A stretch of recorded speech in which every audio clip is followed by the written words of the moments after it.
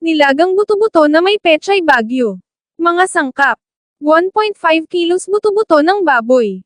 5 pirasong siling haba.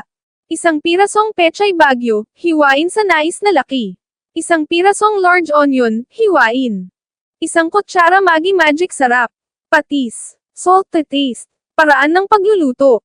Sa isang kaserola, pakuluan ang buto-buto ng baboy sa tubig na may asin. Alisin ang mga namuong dugo sa ibabaw ng sabaw. 2. Kung malapit ng lumambot ang laman ng buto-buto, ilagay na ang sibuyas at siling haba. Hayaan pang kumulo ng mga 5 minuto o higit pa hanggang sa maluto. 3. Huling ilagay ang pechay bagyo at timplahan ng magic sarap. 4. Tikman ang sabaw at i-adjust ang lasa. Ihain habang mainit pa ang sabaw.